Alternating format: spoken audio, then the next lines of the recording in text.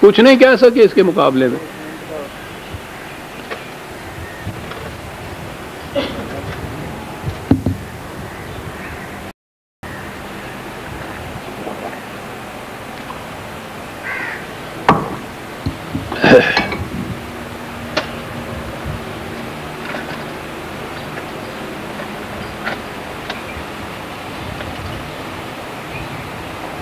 جی انہیں کہا یہ قریش جیسے جو تھے خدا کی بیٹیاں ماننے والے، کہنے کا ذرا ان کو دیکھیے،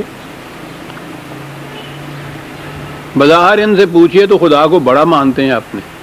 حالت ان کی یہ ہے کہ انہیں اگر کہیں خبر مل جائے کہ ان کے یہاں بیٹی پیدا ہوئی ہے تو رنگ ان کا سیاہ پڑ جاتا ہے، منہ چھپاتے پھرتے ہیں، اور اس کے بعد کوشش کرتے ہیں کہ اس کو زندہ ہی دفن کر دیا جائے. بیٹی ان کے نزدیک اتنی قابل نفرت شے ہے. اور اندازہ لگائیے کہ اپنے ہاں تو یہ بیٹوں کے لیے دعائیں مانگتے ہیں اور بیٹے ہوتے ہیں خوشخبری، خدا کے ہاں کہتے ہیں بیٹی ہے، یعنی انہاں نالوں میں گیا گزریا. یعنی کیا بات ہے.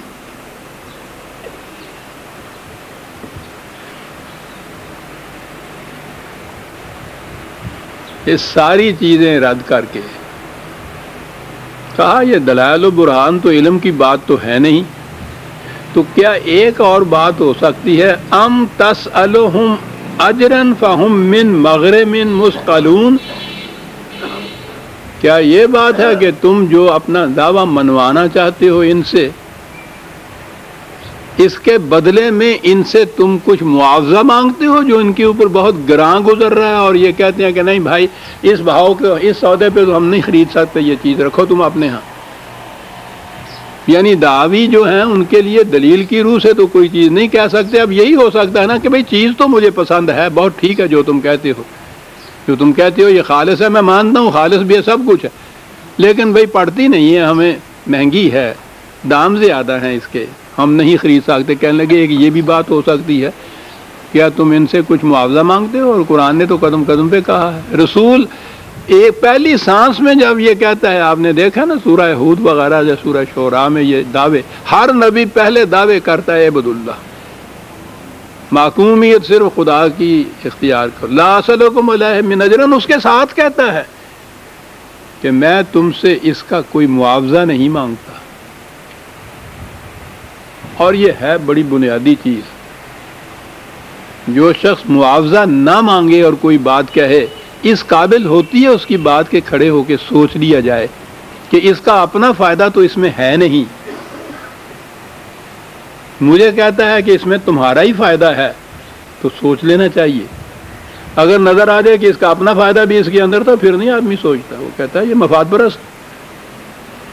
کہا کہ کیا یہ بات ہے کہ یہ کچھ تم سے اس کا معاوضہ مانگتا ہے، اور ایسا معاوضہ مانگتا ہے کہ تم کو وہ جرمانہ نظر آتا ہے، چٹی نظر آتی ہے، نہیں ادا کر سکتے، اس لیے پھٹکار دیتے ہیں. ام عندہم الغیب فہم یکتبون، کیا واقعی ان کے پاس وہ غیب کی بات ہے جنہوں نے لکھ لکھا رکھی ہے، اس کو وہ محفوظ کر رکھی ہے. یہ چیزیں کہتے رہتے ہیں. ان میں سے کوئی چیز بھی نہیں ہے. بات کیا ہے؟ ام یریدون کیدن، مقاصد کچھ اور ہیں، زد پڑتی ہے ان کی مفاد پرستیوں کے اوپر.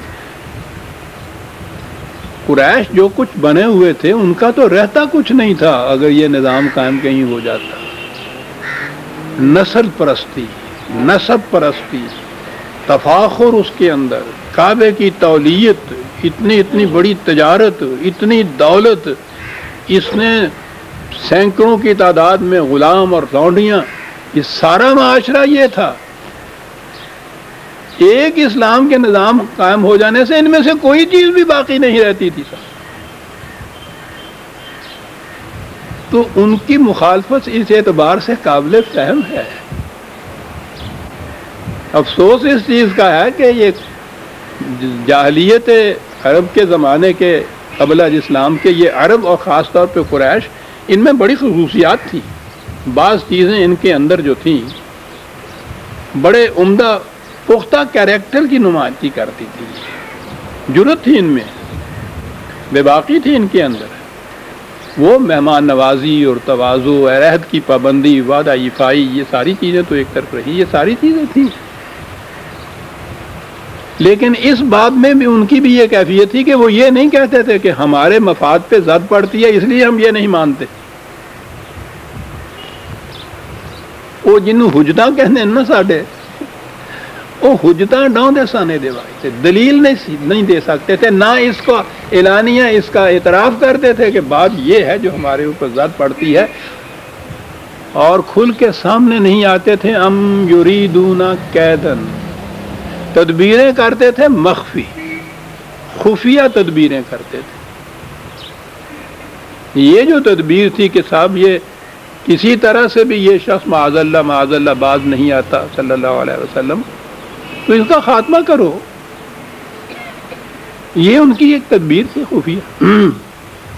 اور اس اعتبار سے کہ یہ بہرحال قریش کا ہاشمی گھرانہ مطلبی، اس کا تو بڑا پاس تھا کہ اس کے بعد بازپرس ہوگی اور یہ فرض کرو کہ دیت ہی دینی پڑے گی تو پتہ نہیں کتنا ہوگا، تو کیا کریں، کسی ایک پہ نہ الزام آئے. جیسے تاریخ بتاتی ہے، انہوں نے کہا کہ جتنے یہ بڑے بڑے قبیلے ہیں قریش کے، وہ جو شعوب تھے، گوتا جنہوں کہنے نے، ان میں سے ایک ایک نمائندہ اکٹھا ہو کے، سارے اکٹھے ہو کے یہ کرو،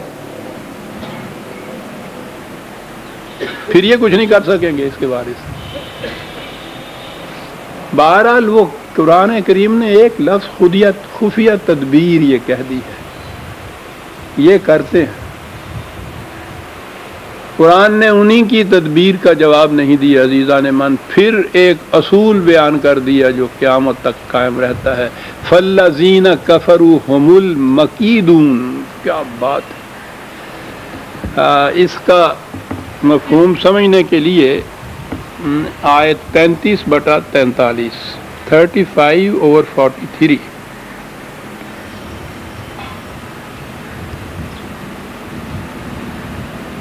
عجیب اصول قرآن نے بنا دیے ہے.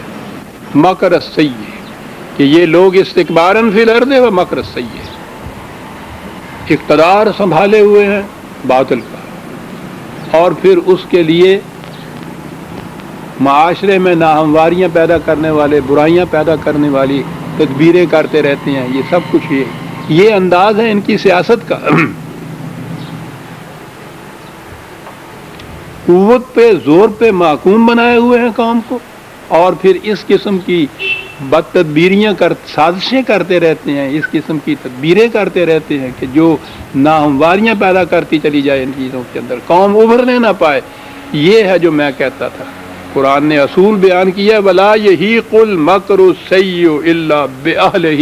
یاد رکھو اس قسم کی انسانیت کے خلاف تدبیریں کرنے والے جو ہے، ان کی تدبیریں پلٹ کر انہی کو گھیر لیتی ہیں. تمہاری تہذیب اپنے خنجر سے آپ ہی خودکشی کرے گی،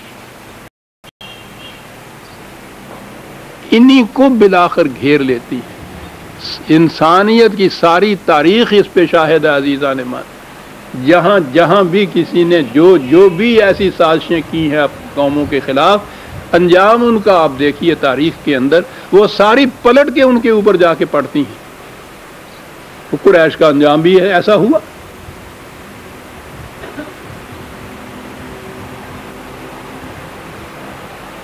کہا یا کچھ اور بات بھی ایک ہو سکتی ہے، ام لہم الہ غیر اللہ، سبحان اللہ عما یشرکون.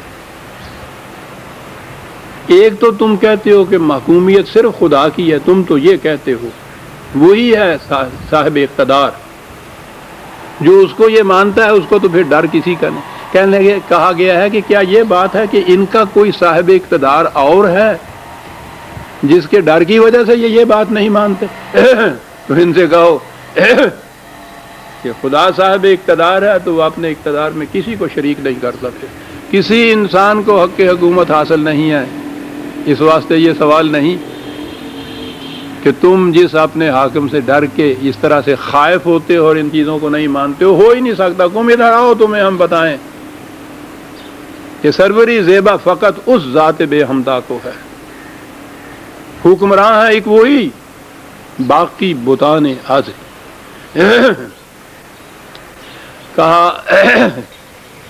قوت کے نشے میں بدمستی کی کیفیت یہ ہوتی ہے کہ انسان بڑی خوش فہمیوں میں مبتلا رہتا ہے۔ کیا بات کہی، ایسی خوش فہمی